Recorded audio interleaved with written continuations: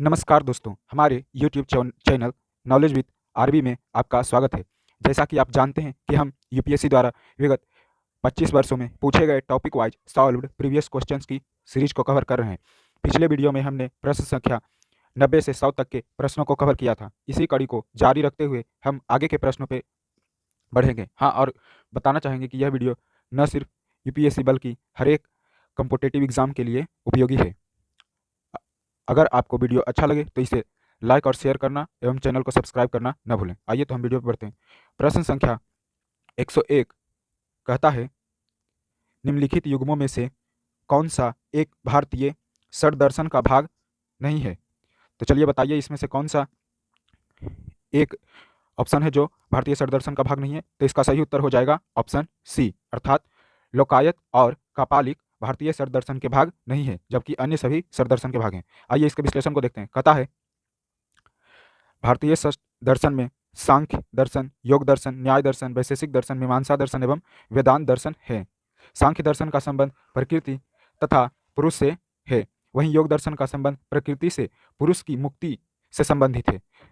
न्याय दर्शन का संबंध तार्किक विश्लेषण से है। वैशेषिक दर्शन का संबंध ब्रह्मांड की वास्तविक तथा वास्तुगत दर्शन से है। वहीं मीमांसा दर्शन का संबंध संहिता तथा बंध के ब्राह्मण भाग का विश्लेषण से संबंधित है। अगर वेदांत दर्शन की बात की जाए तो यह भारतीय दर्शन का चरमोत्कर्ष है। इस प्रकार लोकायत और कापालिक भारतीय षड दर्शन के भाग नहीं है। आइए अब आगे के प्रश्न में बढ़ते हैं। प्रश्न संख्या 102 कहता है, भारत के संप्रतीक के नीचे उत्कीर्ण भारत की राष्ट्रीय आदर्शोक्ति सत्यमेव जयते कहाँ से ली गई है? तो जैसा कि आप देख सकते हैं कि यह बहुत इजी प्रश्न है। बताइए इसका सही उत्तर क्या होगा? तो इसका सही उत्तर हो जाएगा मुंडको उपनिषद, अर्थात सत्यमेव जयते युक्ति मुंडको उपनिषद से ली गई है। आइए अब आगे के प्रश्न में बढ़ते हैं। प्रश्न संख्या 103 कहता है, निम्नलिखित राज्यों में से किनका संबंध बुद्ध के जीवन से था? तो चलिए बताइए, इन चारों स्थानों में से किनका संबंध बुद्ध से संबंधित है? तो इसका सही उत्तर हो जाएगा ऑप्शन सी, केवल 3 और 4, अर्थात कौशल और मगध का संबंध भगवान बुद्ध से है। आइए अब इसके विश्लेषण को देखते हैं। कहता है, बुद्ध का जन्म कौशल राज्य के लुम्बिनी में हुआ था। बुद्ध का परिनिर्वाण कुशीनारा मगध राज्य में हुआ। अवंती में बुद्ध का पदार्पण कभी नहीं हुआ। गांधार, जो कि पाकिस्तान व अफगानिस्तान के पश्चिमी भाग में है, जहां बुद्ध कभी नहीं गए। इस प्रकार बुद्ध का संबंध मगध और कौशल से संबंधित है।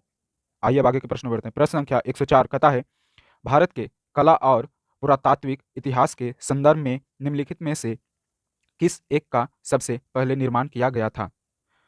तो चलिए बताइए, निम्नलिखित स्थलाकृतियों में से किनका निर्माण पहले किया गया था? तो इसका सही उत्तर हो जाएगा ऑप्शन बी, अर्थात धौली स्थित शैलकृत हाथी का निर्माण सर्वप्रथम किया गया था। आइए इसके विश्लेषण को देखते हैं। कहता है, भुवनेश्वर में स्थित लिंगराज मंदिर का निर्माण 11वीं शताब्दी में 1025 से 1040 ईस्वी में ययाति प्रथम के द्वारा कराया गया था। वहीं धौली, जो उड़ीसा में स्थित है, शैलकृत हाथी का निर्माण मौर्य शासक अशोक के शासनकाल में 250 ईसा पूर्व के आसपास हुआ था। अगर महाबलीपुरम की बात की जाए तो महाबलीपुरम में स्थित शैलकृत स्मारक का निर्माण 7वीं से 8वीं शताब्दी में पल्लव शासक के समय हुआ था। वहीं उदयगिरी अर्थात विदिशा, जो मध्य प्रदेश में स्थित है, स्थित बराह प्रतिमा का निर्माण चंद्रगुप्त द्वितीय द्वारा कराया गया था। इस प्रकार धौली स्थित शैलकृत हाथी का निर्माण सर्वप्रथम हुआ था। आइए अब आगे के प्रश्न में बढ़ते हैं। प्रश्न संख्या 105 कहता है, प्राचीन भारत की निम्नलिखित पुस्तकों में से किस एक में शुंग राजवंश के संस्थापक के पुत्र की प्रेम कहानी है? तो चलिए बताइए, निम्नलिखित पुस्तकों में से किसमें शुंग राजवंश के पुत्र की एक प्रेम कहानी है? तो इसका सही उत्तर हो जाएगा ऑप्शन बी, अर्थात मालविकाग्निमित्रम पुस्तक में शुंग राजवंश के संस्थापक के पुत्र की प्रेम कहानी वर्णित है। आइए अब इसके विश्लेषण को देखते हैं। कहता है, मालविकाग्निमित्रम कालिदास द्वारा लिखा गया संस्कृत नाटक है। यह नाटक रंग सम्राट अग्निमित्र की प्रेम कहानी कहता है। वह निर्वासित नौकरानी मालविका की तस्वीर से ही प्यार में ही पड़ जाता है। इस प्रकार मालविकाग्निमित्रम में शुंग वंश के संस्थापक के पुत्र की कहानी वर्णित है। आइए अब इस अगले क्वेश्चन पे बढ़ते हैं। प्रश्न संख्या 106 कहता है, भारत के इतिहास के संदर्भ में निम्न युगों पर विचार कीजिए। तो ऊपर दिए गए युग्मों में से बताना है कि कौन सा युग्म सही ढंग से सुमेलित है। तो इसका सही उत्तर हो जाएगा ऑप्शन डी, अर्थात 1, 2 और 3 सभी युग्म सही तरह से सुमेलित हैं। पहला युग्म कहता है एरीपति। एरीपति भूमि जिससे मिलने वाला राजस्व अलग से ग्राम जलाशय के रख रखाव के लिए निर्धारित किया जाता था। वहीं तन्यूर, तन्यूर एक अकेले ब्राह्मण अथवा एक ब्राह्मण समूह को दान दिए गए ग्राम कहलाते थे। अगर घटका की बात की जाए तो यह प्रायः मंदिरों के साथ संबंध विद्यालय से संबंधित है। आइए इसके विश्लेषण को देखते हैं। कहता है भूमि का एक विशेष प्रकार इरीपट्टी भूमि का उल्लेख है। इस भूमि से प्राप्त कर का उपयोग गांव के तालाब के रख रखाव में किया जाता था।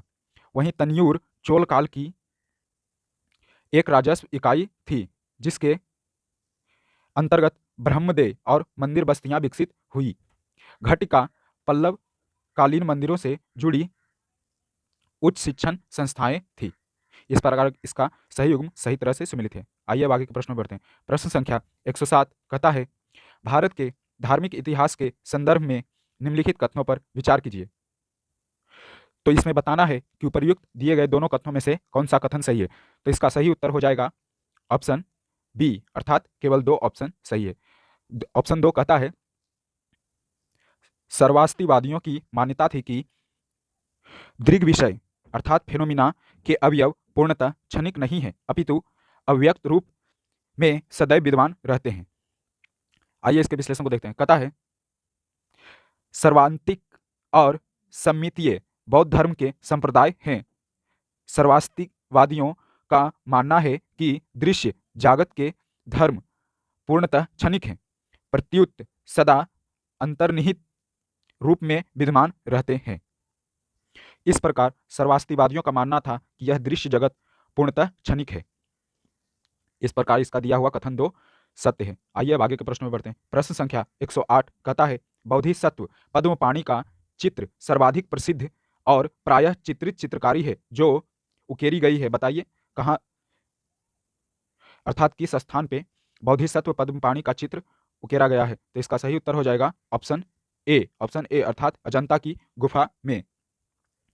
आइए इसके विश्लेषण को देखते हैं। कहता है वाचस्पति गैरोला ने विषय की दृष्टि से अजंता की चित्रकला को 3 प्रमुख भागों में बांटा है, जिसकी दूसरी श्रेणी में लोकपाल, बुद्ध, बोधिसत्व, राजा रानियों की आकृतियों आदि को रखा गया है। अजंता की गुफा संख्या 1 में बोधिसत्व, पद्मपाणि, वज्रपाणि आदि के चित्र उल्लेखनीय हैं। बाघ के चित्र दैनिक जीवन की घटनाओं पर आधारित हैं। वहीं एलोरा गुफा में बोधिसत्व के चित्र नहीं प्राप्त होते। बादामी के गुफा मंदिरों में से 3 ब्राह्मण और 1 जैन धर्म से संबंधित है। इस प्रकार बोधिसत्व पद्मपाणि का चित्रण अजंता की गुफा में किया गया है। आइए अब आगे के प्रश्न में बढ़ते हैं। प्रश्न संख्या 109 कहता है निम्नलिखित में से कौन सा सूर्य मंदिरों के लिए विख्यात है। तो चलिए बताइए निम्नलिखित स्थलों में से कौन सा स्थल सूर्य मंदिर के लिए विख्यात है। तो इसका सही उत्तर हो जाएगा ऑप्शन ए, अर्थात केवल 1, जो कि अरसवल्ली है। अरसवल्ली वह स्थान है जो सूर्य मंदिर के लिए प्रसिद्ध है। आइए इसके विश्लेषण को देखते हैं। कहता है आंध्र प्रदेश राज्य में राज्य सरकार के वेबसाइट के अनुसार श्रीकाकुलम जिले में स्थित अरवल्ली में सूर्य मंदिर स्थित है, अतः 1 सही है। वहीं मैसूर स्थित श्री ओमकारेश्वर मंदिर भगवान शिव के लिए प्रसिद्ध है एवं अमरकंटक जो मध्य प्रदेश में है सूर्य मंदिर नहीं है। आइए अब आगे के प्रश्न में बढ़ते हैं। प्रश्न संख्या 110 कहता है ऋग्वेद कालीन आर्यों और सिंधु घाटी के लोगों की संस्कृति के बीच के अंतर संबंध में निम्नलिखित कथनों में से कौन सा सही है या है।